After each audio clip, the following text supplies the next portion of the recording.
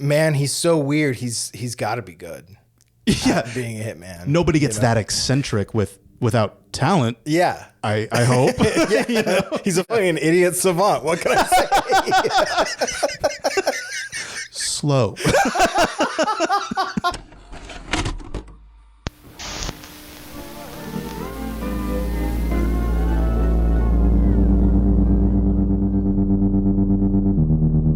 What do you know about two certified bankers?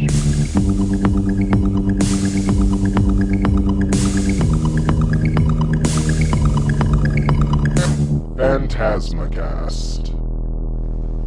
Welcome back to PhantasmaCast, where we watch our favorite movies two at a time, And you should too. I'm Jake. And I'm Derek. Today's episode is an Alan Smithee double feature. Starting with Fade In. And then moving on to Backtrack. And I know what you're thinking. I've heard of those movies. No, you haven't. No, I hadn't even haven't. heard of these movies. The initial inception for this idea, for this episode, was an Alan Smithee double feature. What does that mean? Who is Alan Smithee? Well, Alan Smithee is a pseudonym for directors who are dissatisfied with the final product. I actually didn't know this. It only lasted for a certain period of time because people got wise to the idea. But the general... They're like, we can't hide this anymore. They're like, people know. People Yeah. know what they're doing here. But yeah, it was just a Directors Guild of America thing with directors submitting like claims like, hey, I lost creative control of this project, basically. Is there any way I can get my name removed off the project? And it would have to go through the DGA, and the DGA came up with Alan Smithee. See, I didn't know that it was like an official designation. Like for the longest time, I just thought it was like one of these things. It was like a tradition in filmmaking that like if you didn't want your name on a movie, it was just expected to put Alan Smithee on it. I didn't know you had to like literally like lobby the DGA. Yeah, it was a whole process. And then they had to like debate about what the name was. And like the first conception of it was just Alan Smith. And they're like, no, there's definitely a guy named Alan Smith out there. We need to make it a little weirder. So they came up with Alan Smithee. But it also wasn't a process before that because they were the DGA was afraid that producers would force talent like directors to remove their name off the project. So it really wasn't a practice because they wanted directors to have more autonomy and control over it and giving them credit where credit was due. Yeah, and I imagine it also like affects residuals and all that fun stuff too. Exactly. It probably becomes a nightmare. It's just like, but you're not Alan Smithee. Right. I have a bit of trivia for you. All right, lay it on me. So the first Alan Smithee movie is actually Fade In. Yes. It just released after. Death of a Gunslinger, Death of a Gunfighter. Death of a Gunfighter. Let's get into it. Okay. Right? Fade In. A sophisticated LA film editor, played by Barbara Loden, travels to Moab, Utah for a movie shoot and hooks up with a rugged local cowboy, a young pre-stardom Burt Reynolds, hired as a crew driver. It's an intimate, atmospheric slice of life look at the fleeting nature of on-location flings, where Hollywood glamour completely clashes with small town reality. So, I mean, that's the movie in a nutshell, right? That is such a beautiful, flowery way to describe this movie. When we talk about an Alan Smithee double feature, like there's obviously got to be a reason a director wants to take their name off of the picture. I say picture like I'm Martin Scorsese. Back in the 70s, these were pictures. Like it's not for a good reason, you know, like in a lot of these instances, it is a matter of the director being kicked out of the editing room, essentially. That's pretty much what it always boils down to. Yeah, having their vision kind of stolen or bastardized and not even realized in the kind of final theatrical cut of the movie. Right. Having said that, but then you watch the movie. No, I didn't hate Fade In, actually. I kind of did. I'll tell you why I loved it. You tell me. Okay. Like, I probably can agree with you on why you disliked it. Okay. I think it's kind of a beautifully shot movie. Agree. Yeah. Wholeheartedly. One of my notes is, I will give it this. The cinematographer is trying to jazz this thing up. Like there's some legitimately like really beautiful shot. Like that shot where they are walking and you've got the desert vista behind them and the sun is setting. Yeah. It's a gorgeous shot. That was great. They used it in like promotional material when they were talking about filming alongside Blue, which we'll get into. Yes. And then, you know, despite in real life, Burt Reynolds and Barbara Loden not having a lot of chemistry, I think they actually do have like realistic chemistry in this movie. I think they have the exact chemistry of they don't quite work. Right. Because that's what this story is. Yeah. Is two people from entirely different worlds coming together, feeling something very strongly, and you know, it burns bright, but it burns for a short amount of time. Yeah, intensely. Yeah. One of the poets of a later decade once wrote, "He was a skater boy." She said, "See you later, boy." You know, this is a skater boy movie. Fade in. I think what I really, really, really, really, really dislike about it is the goddamn songs, the goddamn saxophone. Mm-hmm. You even texted me about it. You're like, "When will this end?" Brother, that's the first note I wrote. I was like, what is this godforsaken song and why do they keep playing it? It's like a saxophone that is playing the entire fucking movie. Like, I can't recall a moment. I'm sure there are, but I can't recall a fucking moment where there isn't music playing underneath. And I feel like that is probably an editor who's overly reliant on music to inject life into the scenes. Yeah, to try to tell you, like, definitely, there's so much longing here. Can't you feel it? Yeah. With the song? I long for the music to end or for there to be a rest. I long for something to end when I hear this song. And I see that a lot in like amateurish, like, short films from college students. Like they think a score is supposed to play the whole movie, but a score is supposed to punctuate emotional notes in the film. Yeah. Supplement, not supplant. Exactly. You know? And it also may have to do with, you mentioned the editing. There's two different editors for this movie. Oh, really? Let me pull them up real quick. Two different editors. It started with Aaron Stell, and his credits include To Kill a Mockingbird and Touch of Evil. Not unknown, like... Not exactly a lightweight, dude. Yeah, not gems in the rough. Yeah, no. Better than you, dude. and then that cut that he did was screened, and like just no one was feeling it. Yeah, really. So then they as in like the studios, really, like the producers, really, the money guys. They came in and they hired John W. Wheeler, whose credits also later ended up including The Parallax View. Mm-hmm. We were talking about possibly doing that with like Winter Kills in Nashville. I think that was like a third movie that was up there where we were like, this is a pretty like well-regarded conspiracy movie. Maybe we can slot it in there. Yeah. But I think we just axed it because we hadn't seen it yet. Yeah. I think we just really liked Winter Kills. Yeah, exactly. And then Rocky IV was another one of his credits. Okay. But that's kind of it. Rocky IV was, I mean, it's not an action film. No. But it's, you know, it's not a love story either. Yeah. But John Wheeler was a little newer on the scene when he did this. So that kind of leads credence to the idea that maybe someone was kind of maybe a steering the ship. producer leaned on him, Yeah. you know, to just do what I say and you'll get a good job, Yeah. you know, down the road. I think the ultimate flaw with the movie was pointed out by this audio commentary that's on the Blu-ray for this like film historian guy named Daniel Kremer. Sorry if I'm mispronouncing your name, Daniel. Ultimately, and again, sorry, Daniel, he didn't have too much to say about this movie in particular, which is kind of a weird choice to put on your audio commentary. He mostly was talking about Blue, which we will circle back to, I promise you. But one of the things he points out is that the movie is basically plotless and, more importantly, conflictless. There's not too much going on, and there's really not something being built towards. It just kind of, things happen in sequential order. You know, they start a thing, the movie shoot is continuing. Yeah.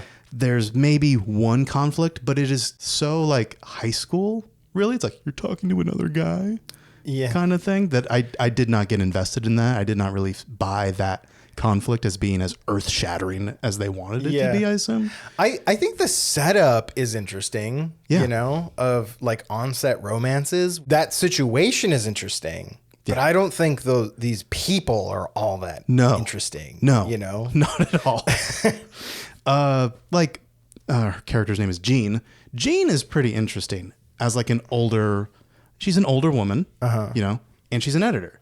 That's interesting. Yeah. Because we don't really talk about how there are like a lot of female editors throughout film history. Assistant editors, I think. They kept that machine running, though, is the thing. An editor can't edit without the work the assistant editor does. You know? So. But Burt Reynolds' character, Rob. Yeah. I don't know, man. He left a sour taste in my mouth immediately when we see him. And his two buddies are just like, let's try a Mexican accent kind of thing. And I'm just like, we're... And then he's laughing like it's the funniest fucking thing he's ever heard. he's got, dare I say, like the Eddie Murphy laugh of just like, that's your real laugh. Like, it's kind of like my laugh. I got a little self-conscious judging him about it. Yeah, it's very high pitched. No, he's just high pitched. You know, I don't think that was the laugh at all. But like, no, but his is so spaced out that it feels alien. Yours doesn't feel alien. I love your laugh. Well, thank you. It also felt like a stock laugh a little bit because I felt like that's what it is. It was the same literal sound, like played over and over again. It's the canned performance of it. Yeah, where I'm like, you shouldn't perform that. That should feel genuine. Yeah, you perform the other shit, Bert. Don't make a laugh fake, please. And also, I'll say it, as a shitty haircut haver right now, his haircut is dog shit in this. I hate his haircut in this so much. It definitely doesn't do anything to offset his like unga bunga caveman brow kind of thing. He's a man who looks good in a hat. You know, he's got a zoom in. Computer enhance. It's just there's almost zero chemistry sparks of any kind other than we're forced to be with them as they hit it off, you know? The only thing that really struck me as, oh, that's sweet, was when they went to the bowling alley. He does a roll. It sucks. He beefs it. Yeah. And then she rolls, strike. And then they hit it off. They're playing pinball. They're dancing. I'm like, all right, this is cool. We need more of this. And we just really don't get more of that. I kind of got the feeling about halfway into the movie that like I'm not watching like a film. I'm not watching a narrative. I kind of felt like I was watching a montage. Yes. You know, especially so because the music is so present, like ever present, you know, as inescapable. Please go away. Okay, we get it. Dennis Hopper is actually doing the Oh saxophone. my God, we'll get to that. I love the saxophone connection between these two movies. It wasn't good enough to feel like a bold experimental like film. In it, and it was just so. It was a little bit of a dud that, like it felt very much like a montage. Like things just kind of happen. Yep. A, B, C, D, rather than A happens and then B happens because A.5 happened. You know what I mean? There was nothing really driving it. I think I agree with you on that front. Yeah. But so you said something about the Blue production.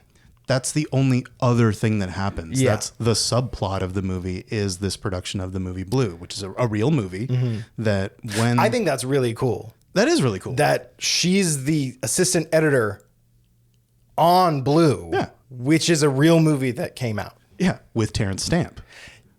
I'm so glad you brought up Terrence Stamp. Okay, good. Go off.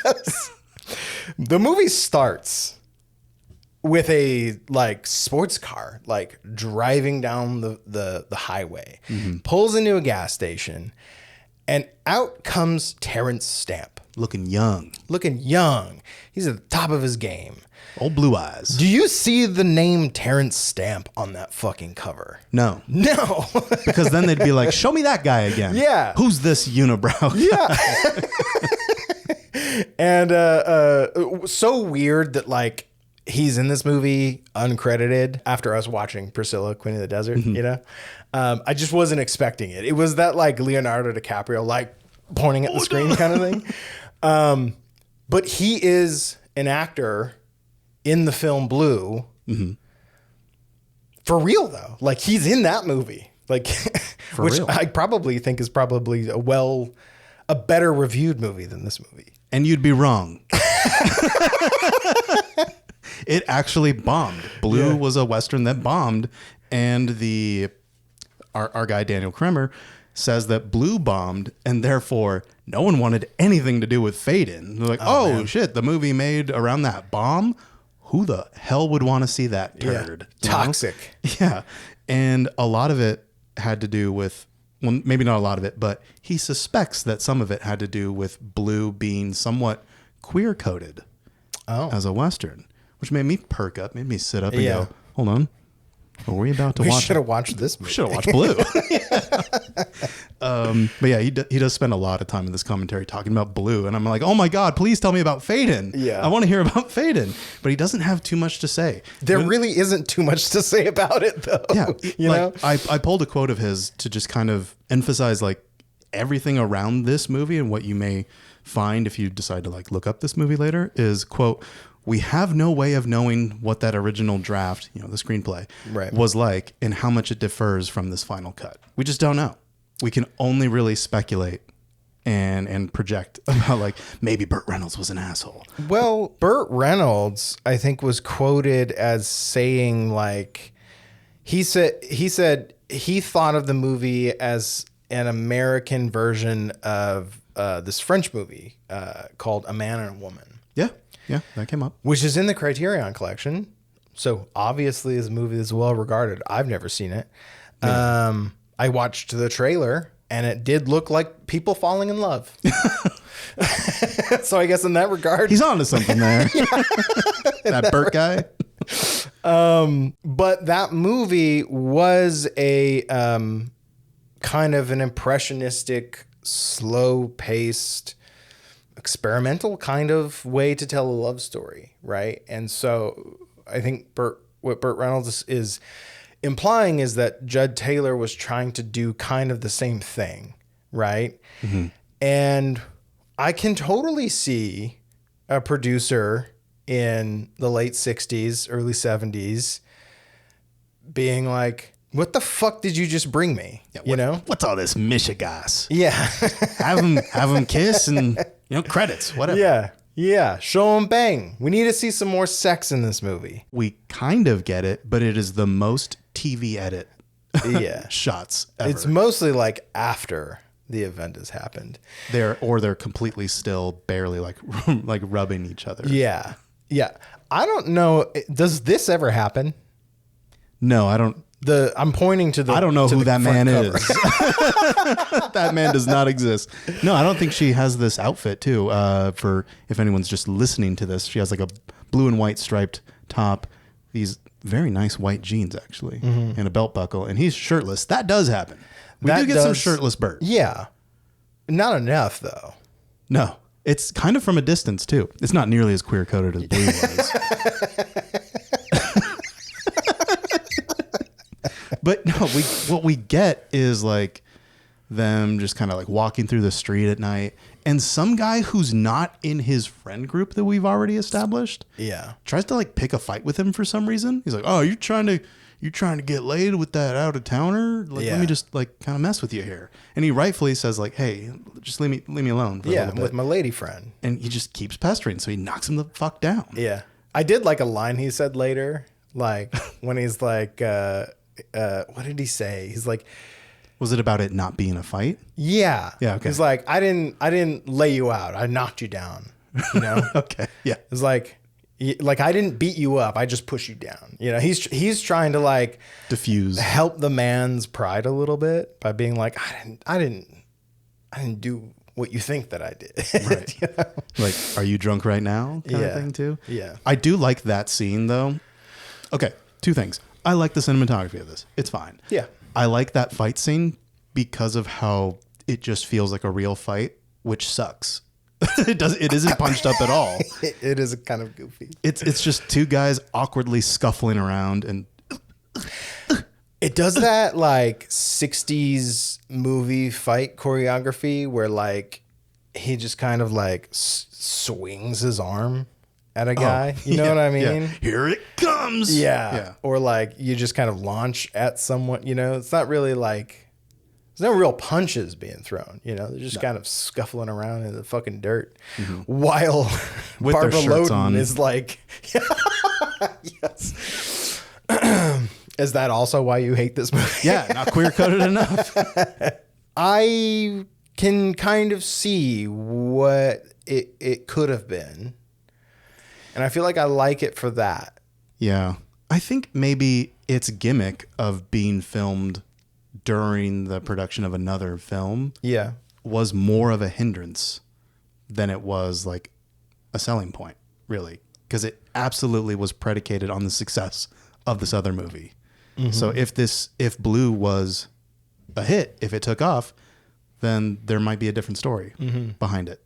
It could probably be like, hey, there's this weird companion piece to it that's probably not as good as Blue or whatever, but at least people may have known about it, or they would have had more faith in it, and we could have seen like a more artsy cut of it. Right. Because then they're like, oh, okay, well, Blue has this recognition, so you have the leeway to be a little more artsy with this. It's not totally banking on, let's just cut it down to as close to 90 minutes as we can. Right. Tell people how to feel with this fucking saxophone score and then just fizzle out. I think a remake of this could be pretty good. I agree. Just put some characters in I there. was like, I could make a better movie. I could make this work. You know, I could make this work. I think that gimmick sounds really cool, actually. Yeah. That like we're gonna release a movie that was filmed on the set of that other movie you liked. Yeah, like imagine if there was another movie filmed during the production of like the back rooms or something. They'd be like, what? Yeah. Does some spooky shit happen in that too? And they'd be like, you're gonna have to watch it to find out. It's kind of like what Spike Jonze did with adaptation. Oh, yeah. You know, they probably And being John reshot Malkovich. that scene. Like it probably wasn't like on the actual shoot, but like that's cool. It was enough to make me go, how did they? Right. Yeah. Right.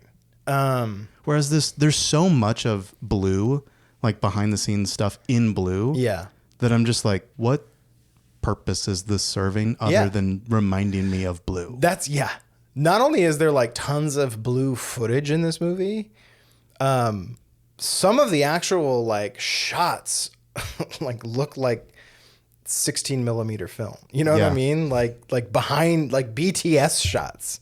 Yeah. And then there's like randomly like some scenes that play out as a still frame. Yeah. When they're like kind of like longingly looking at each other. Yeah.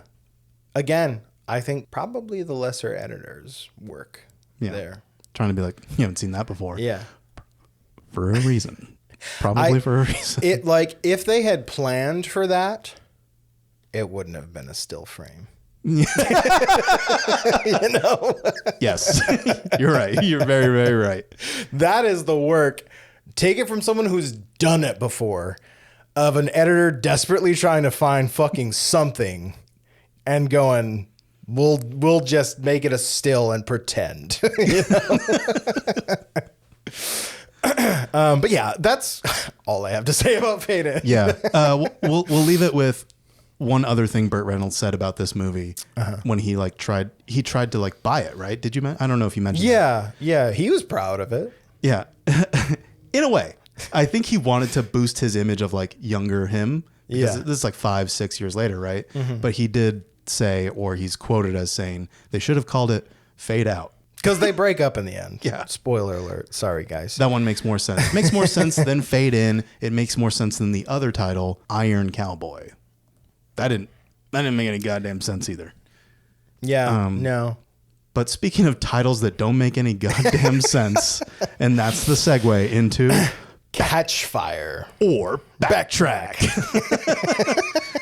The Dennis Hopper movie we all know and love. First of all, I just want to settle like one thing Okay. about the title. We're going to mention 2 different titles here, okay? Oh, okay. Okay. Yeah. The theatrical release title of this movie is Catchfire. And the director's cut, which came out a couple years after the theatrical release, for some fucking reason, is called Backtrack. So I'm gonna refer to it as Catchfire because in the spirit of this episode, we're talking about Alan Smithee double features. I'm talking about Alan Smithee's movie, not Dennis Hopper's movie. Okay. Yeah. I will defend Dennis Hopper's movie because I have seen the director's cut and I have thoughts. So Catchfire, an avant-garde conceptual artist played by Jodie Foster, accidentally witnesses a mafia hit and goes on the lam, changing her identity to survive. The mob sends a highly eccentric hitman, that's a fucking understatement, named Milo, played by Dennis Hopper, to eliminate her. But instead of killing her, Milo becomes utterly obsessed with her art and her photos, tracks her down, and kidnaps her, only for the 2 of them to inexplicably fall in love and turn on the mob together. Yes. And I read that. I read the back of the box when we picked this up. And I thought, that could be good, I hope, I think. What do you think?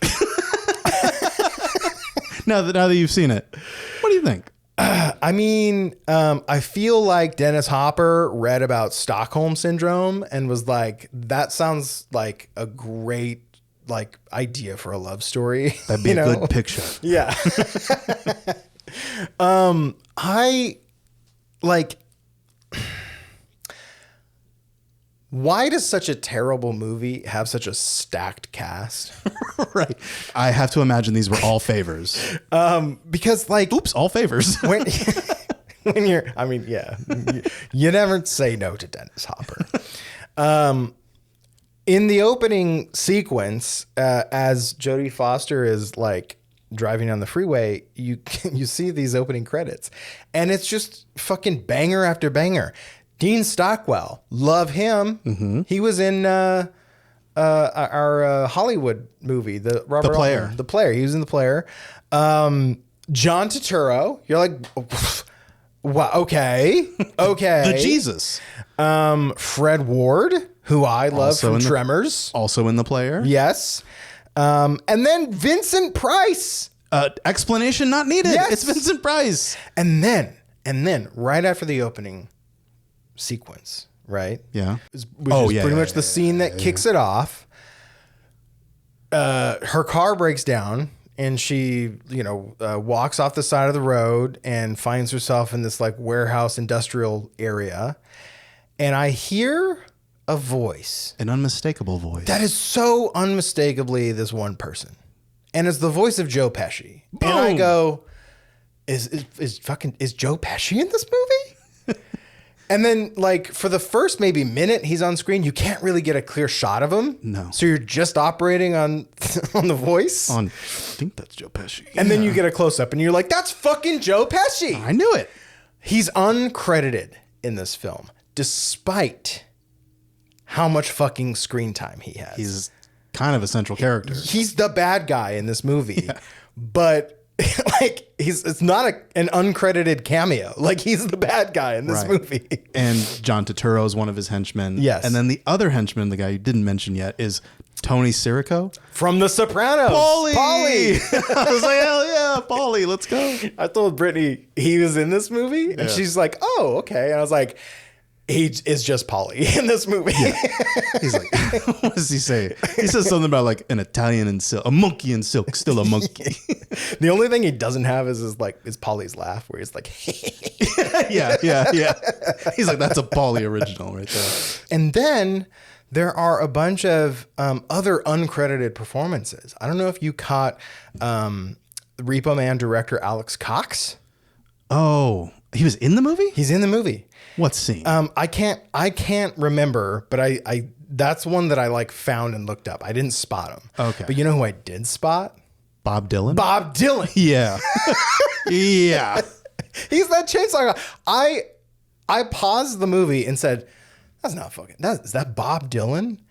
And I had to look, and it's not credited on the IMDb, but you have to go to the bottom of the cast list to find the uncredited people. Right. And I was like, oh my fucking, Joe Pesci and Bob Dylan took their names off this piece of shit. Yeah. And I hesitate to say, no.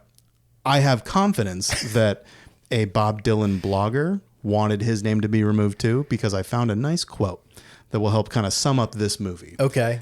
Is there are things that I've done in writing this blog that I'm not proud of. Things that only a truly desperate man would do.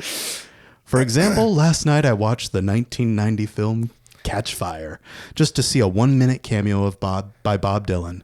It left me feeling ashamed of myself. And I completely agree with this blogger on many points. This is just straight up not a good movie. It is so bad. Almost from the jump, I actually got like really irrationally angry. And we have this thing, Mickey and I have this thing where when I'm getting angry, we have a little meter that we make up. We have the baseline. You're right here. This is where you should be at a baseline. And then right up here, that's Mayor of Goobertown. So, is this in relation to like where on your body it is? Like down here? Just how much energy I'm bringing with my irrational anger. Yeah. So if it's Goobertown, you fucking know it's Goobertown. You're on your way to Goobertown right now. And I go, I withdraw my name from the race. Like, I do not want to be mayor of Goobertown. You're right. But dude, there's just so much to talk about how can I just say, when you were texting me about this movie, because you watched it before I did, you used the term maliciously stupid. Okay, yeah. Accurate. Yeah. Accurate. I'm just like, is everyone in this movie stupid? For example, Jodie Foster, bless her, she did nothing wrong, actually. But there's a point in this movie where she's blonde in this movie, okay? Thank you for bringing this scene up. She goes into a restaurant to avoid Dean Stockwell, like, tailing her, basically. Yeah. She goes into a restroom. Did I say restaurant? Yeah. Holy crap. You're already up here. You can't think straight. Bring it down. And she goes into a restroom, and there's this black woman who walks out with like this trench coat and a blonde wig, and she takes it off. Yeah. And Jodie Foster's like, I need your wig. I need your disguise to get out of here. And I'm like, you're already blonde. Yes.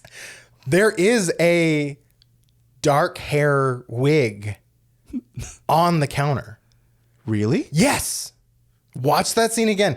There is a black hair wig also on the counter. But she bought the fucking blonde wig. You know what she did? She went, I want that one to the wig, which segues into the real stupidest king of stupid is Dennis Hopper himself in this movie as Milo, the multi-talented hitman. I wrote mafia incel in this because he's got the stupidest goddamn accent. He's got a dumbass fedora for every occasion.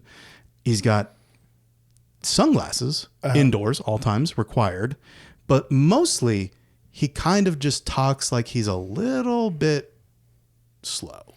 Yeah. And he gestures in weird ways. It's like it's like he tries to do like a kind of a Jersey thing, but it's Dennis Hopper. Who does not have a Jersey accent. No, I don't buy it for a second. So it just comes out slow. We'll leave it at that. And one of his first lines of dialogue in the theatrical cut is him. He's looking at Anne, which is Jodie Foster's character. Anne, that's how he says her name. Drives me fucking insane. He's looking at her art on the wall, and the museum curator, the exhibit curator, is like, which one's like strikes your fancy? I could sell you, blah blah blah. And he just shakes his fingers and goes, I want that one. I want that one. And I wrote that he sounds like a 6-year-old in a fedora. Yeah. And it doesn't really get any better. There's so many scenes where I'm like, they trust him to do something as an adult? I think it's they're like, man, he's so weird. He's got to be good. Yeah, being a hitman. Nobody gets that eccentric without talent. Yeah, I hope. Yeah, he's a fucking idiot savant. What can I say? Slow.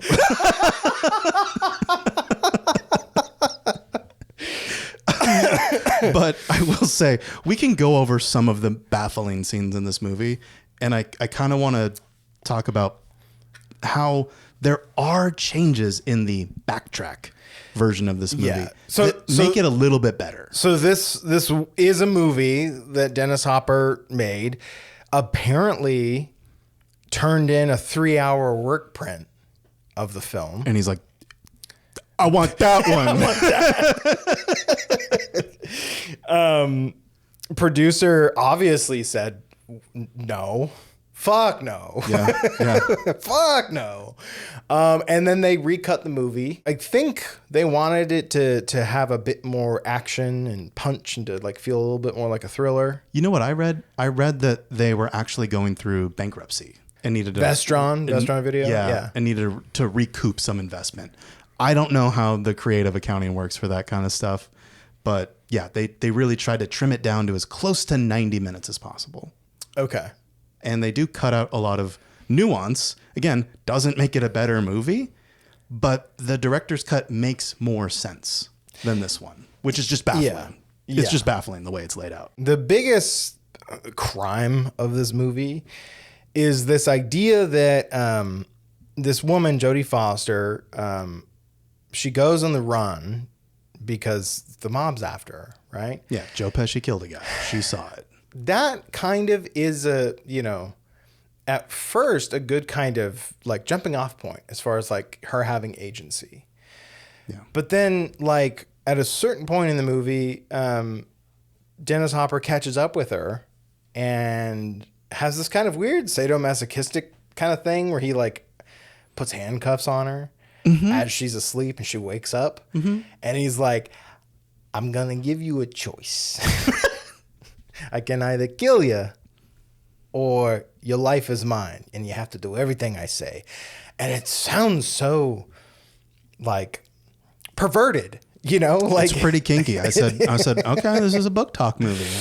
All right. And so she obviously is like, I don't want to die. So, and then I think what could have been an interesting movie of like, maybe instead of like them falling in love, maybe she grew to like him as just a person, but like, that's not what this movie is. No, this movie is, he somehow gets her to fall for him hard. In the theatrical cut, it is almost instantaneous. Yes. It takes like 10 minutes. It's fucking weird. Yeah. It's really weird. She goes in the span of 10 minutes. She goes from he's making her like get dressed in front of him and putting on like these skimpy outfits. And I brought you a nightgown. Yeah. Wear it. And she's just kind of like indignant the whole time and like, fuck you, dude. And then they like wake up in the morning after having sex and she's like into him. She's like, weren't you going to bring me jeans? Yeah. And then he brings her a hat. And they're like, oh, Yeah. Geez, shucks. And she's doing her toenails, being like, so what do you think about being a hitman, Mr. Hitman guy? I'm like, did she get her brain removed? What the fuck happened? He fucking lobotomized her is what happened, dude. Because I'm literally within 10 minutes. And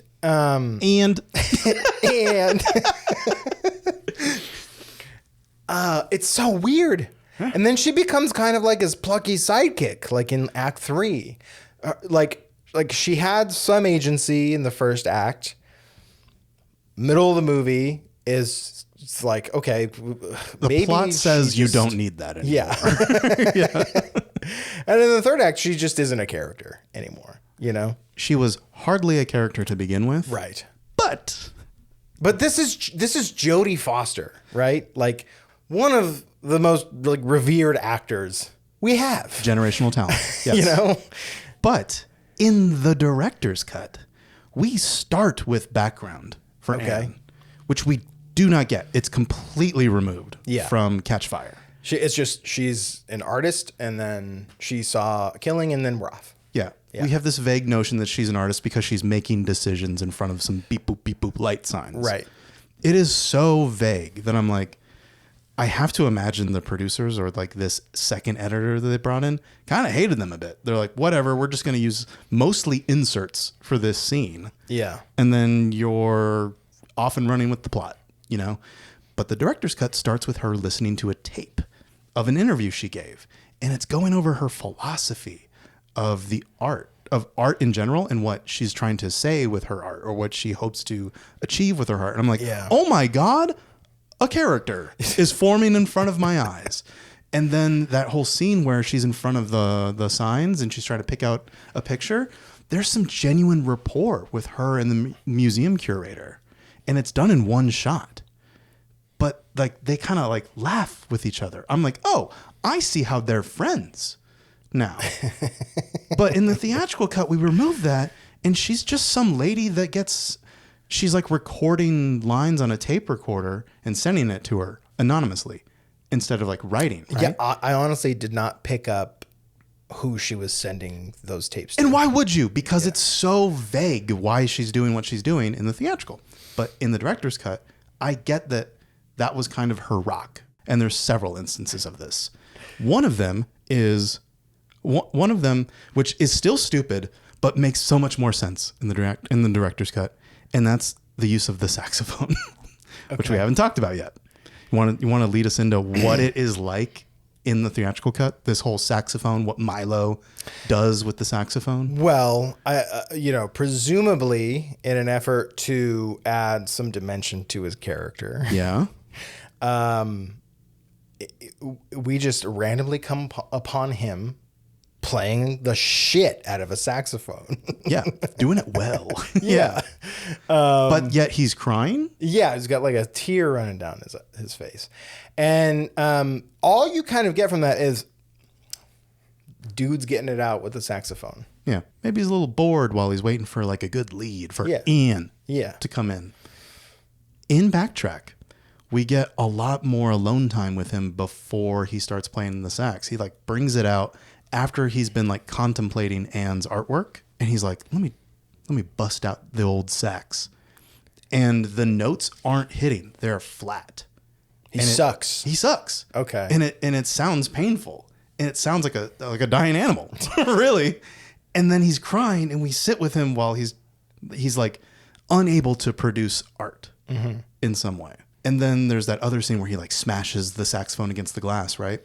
The fucking score is trying to tell us what to think so hard in that scene. It is so loud, it is so overbearing. There is virtually no music in the director's cut of that scene. And it's because, again, this is round 2 of him trying to it out. He can't.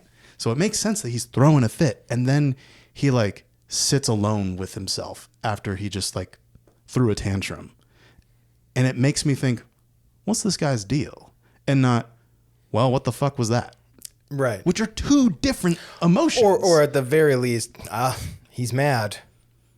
That's what the theatrical is. It's like, oh, no, he's grumpy because he hasn't found the lead yet. He can't find Anne yet. The other version is, okay, maybe there is a little bit more going on with Milo than what meets the eye. One bit that I thought was pretty funny was, so she goes on the run, and she like steals the identity of like a dead woman and like is just suddenly like a high powered like ad executive. Yeah. and so they're like in this boardroom trying to figure out like the tagline for this campaign.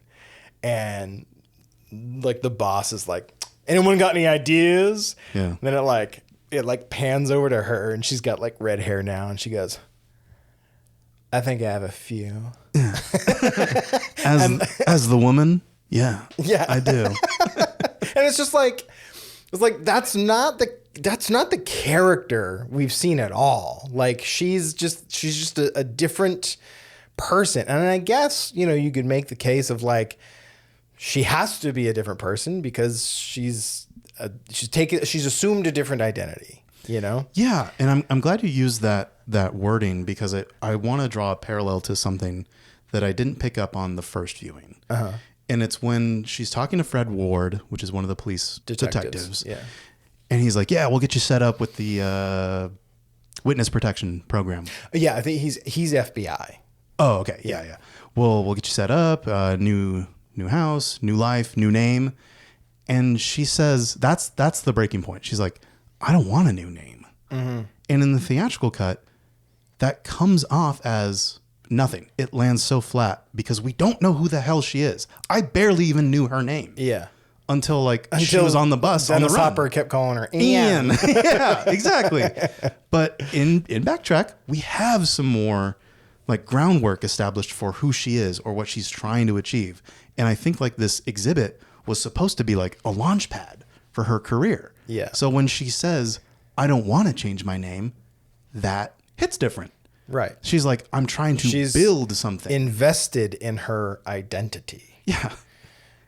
Identity? We don't need that for 90 minutes. Yeah. It's crazy. It's crazy what the fuck they do to this movie. But one thing this movie did right in the director's cut is remove Charlie Sheen as much as they can. Yeah. Because we didn't mention Charlie Sheen. He's in it more, but he's really not doing a whole lot. I think like Girl, give us nothing. He has like 2 lines that I can remember, and he's just like, you want to get something to eat? Hey, babe. And then you should probably lay down. You should probably lay down.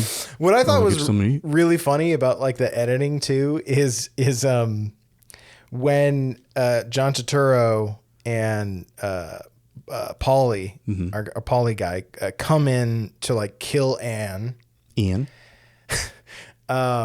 They just see someone sleeping and shoot the sleeping person, and it's Charlie Sheen, right?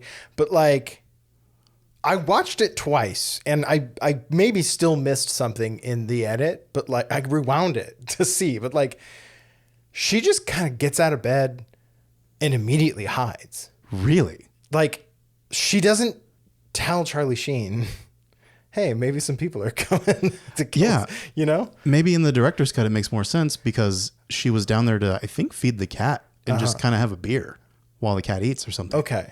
That makes more sense. You're just kind of... Maybe I'm remembering it because, I don't know, the cutting is just weird.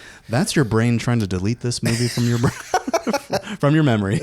But so that scene when Charlie Sheen gets killed, right? In Catchfire, John Turturro lifts up the blanket and we see Charlie Sheen's dead body just in a wide shot. Yeah. We see him, he's covered in blood. We also see him fucking breathing and blinking. It's crazy that they left this in the movie.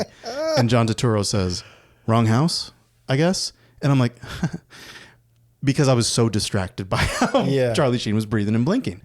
In Backtrack, he lifts it up, looks underneath, and then looks at Paulie. I think we got the wrong house. Yeah.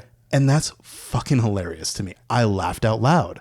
There's so much like dumb little touches of humor, little flourishes. That is a symptom of the movie being edited without the direction of the director, right? Because for all we know, Dennis Hopper was just kind of just shot that wide for the coverage, knowing he was going to use that close up. And that's probably why he was like, you don't have to pretend to be dead, Charlie. It's just a wide for the hell of it. You know what I mean? Like without having that context, the editor, the new editor who has not been working with the director, like is really just like picking pieces of film at random. Yeah. Trying to follow the script as much as possible. And just on a whim was like, well, if we see him dead, we'll know he's dead. Yes. Yeah. Great. Great instincts, pal. You're giving all of these like important decisions to someone who is not emotionally attached to the film. Or is on a mission to ruin Dennis Hopper. Because maliciously. Some of this shit does feel malicious. Yeah. And I want to circle back to, I want to at least talk about 2 central scenes that are just straight up dog shit that sell this idea of, well, that relationship just happened, just came out of nowhere. Because in Catchfire, we have 2 scenes. Let's just call them the first hotel room and the second hotel. First hotel room is, it starts with him opening a briefcase and going, I brought you a nightgown, Anne. Wear it. And she says, oh, you fucking jerk. Storms off, goes into the bathroom. And then he awkwardly shuffles up to the door and says, do you want a Coke from the machine? Yeah. And then awkwardly shuffles away, takes off his jacket. She's like, man, I can't believe I'm here, kind of thing. And he lights the fireplace. She comes out and he goes, I don't know what's going on here, but I like it. And I think you know what's going on too. Yeah. And then he awkwardly shambles behind her and is like, I love you, Anne. And then lays a smooch on her neck. Yeah. And it sucks. And it's so icky. And she kind of goes, you know, and end scene. Yeah. Next day, she's like pissed off, shoving her like clothes in a bag. Yeah. They make their way to another town, another motel. And at the other motel 2 now, there's more clothes laid out, but it's like lingerie this time, and like high heels. And she's like, oh, you expect me to wear this too? And he's basically like, yeah, I thought it'd be nice. It's your stuff. And again, it just cuts right to her. She storms off, but he's like, hey, no, change out here. And she's like putting on these stockings. And she's like, oh, you kind of like this, you little freak. Yeah. She's like, what if I tied you up? And he's like, I think I'd like that. I want that one. And that's also just kind of hard to read, right? Like, is she placating him or is she like into it? Like, what are they trying to tell us in this? Because the next scene is that day after scene, right? Where is kind of like cuddling up to him. Yeah, he like comes, he's got a hat for her. Yeah. Was the dick that good? Now she's like, I want that one. But the Backtrack version of these scenes are so much more nuanced. Again, not great. Yeah. But are missing so much that try to give Milo character and give Jodie Foster something to push back against, or has more to say other than, yeah, you like that? Yeah. In the initial motel room scene, it starts with them just across the room from each other. And he's like, hey, I know it's not ideal, but better than being dead. Am I right? And she's like, I really don't know at this point, which is a normal conversation. And then it eventually evolves into him saying like, well, you want me to get you a Coke from the machine, Anne? Yeah. Would you like that? Is that something that would be nice?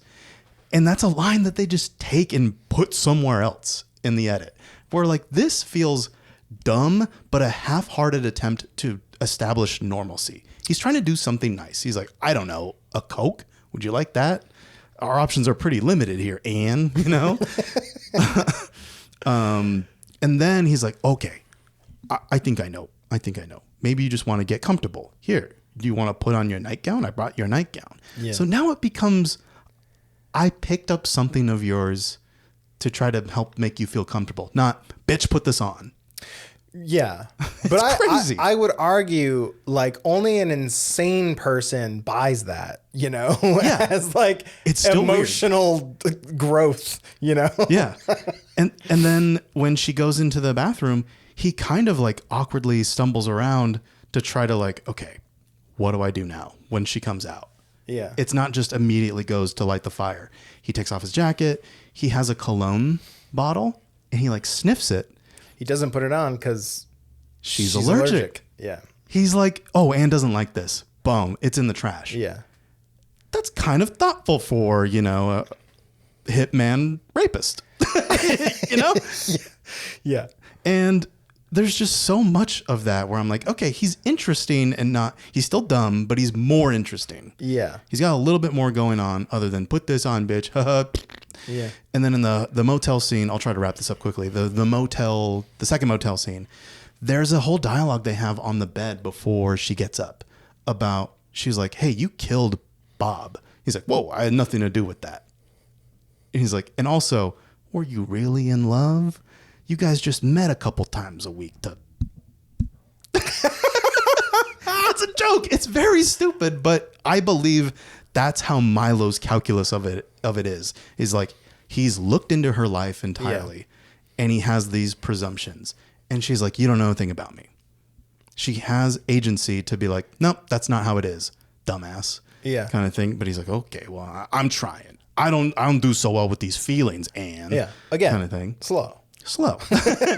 And then during the stocking putting on scene, she says something about like, what if I like grabbed your gun and then tied you up? For some reason, they cut the gun line. I didn't understand why they did that at all. And then here's the big thing. It cuts when he gets up to presumably pounce on her immediately in Catchfire. In Backtrack, he gets up and he comes over and he kind of like marvels her. He's like, whoa. He's like a kid in a candy store. And she's like, oh shit, you really, this is doing it for you. You kind of like this. So she has like a little awkward laughter about it. And he's like, and there's a sense of chemistry there where it doesn't feel so icky. It still feels bad. Don't get me wrong. Yeah. But there's like a playfulness that is completely absent from Catchfire. Right. I think that's fascinating to watch both of these cuts of the movie, where we don't have another cut to watch a fade in to directly compare it to. We can only be like, oh, what if there was a good movie there? Yeah. And with Backtrack, with Catchfire, we can be like, there's some better versions of scenes there for sure. So it's an interesting experiment to see what a movie could have been, or like what the vision was, what instead of just cutting it down to meet some fucking arbitrary runtime for a struggling production house. This is almost kind of like that movie, The Room. Yeah. You know? The Tommy Wiseau. Yeah. Yeah. Where like... Oh, hi, Anne. He just cast himself to play this fucking weirdo. Uh-huh. And probably thought he had the acting chops. I think Dennis Hopper's a great actor. Yeah. But we're not all good at everything. And and thought that he had the acting chops to kind of like make it work, you know, to make this chemistry work. I bet David Lynch gassed him up a little bit for Blue Velvet. He's like, boy, Dennis, you're doing great. Candy Colored Clown, I love that shit. I wanted him to play Candy Colored Clown on the saxophone so bad. Dean Stockwell is in Blue Velvet. In Blue Velvet, I could not for the life of me name that character. but yeah, he sings Candy Colored Clown. I think these movies kind of make the case for like auteur theory. Interesting. Okay. If you have someone who has a vision and you create something that is as complicated as a film, like after you produce the film, right? You have all this footage that you can do anything with. And Barbara Loden in Fade In kind of makes that point. Shots and the context within which you put them can change your perception of a story. They determine meaning. Yes, that's at play with these movies. Someone who was not the director, who did not have the vision, put it together for purely commercial purposes. Yeah. Right? Motivated purely for profit. Which is the laziest vision. Yes. You can have. Yes. Yeah. And, made a weaker product as a result, you know? Would these movies have been better had Dennis Hopper and Jud Taylor had full control? Right. I don't know. Probably not. Probably not. Probably not. But they could defend it. Yeah. At least they could stand by decisions that were made. This was decisions were made behind my back. So no, I don't want anything to do with it. Yeah. Alan Smithee made this movie. Yeah. Just one thing I want to kind of leave off with is like the slogan for the show is we watch movies we love 2 at a time. I did not love these movies. I co-signed that. Really didn't love them. But I think that if even the directors of these films fucking hate them, we can make fun of them. Yeah. They've got no daddies, right? Like we can fucking tear them apart as much as we want. It's not a personal attack on anyone involved in these movies, except maybe the producers that signed off on just butchering them. Yes. Then it's a little bit personal. But yeah, I think I knew what we were getting into when I was like, Alan Smithee double feature. And you were kind of like, okay, We'll see. But yeah, I think that's going to do it. Yeah, for this I episode. can't recommend these movies. Don't watch them. Don't watch it. But if you want to have a little fun tearing them apart, absolutely watch them. Then put these on the list. Yes. For sure. But yeah, that is our Alan Smithee double feature. We'll see you guys next time. Bye now.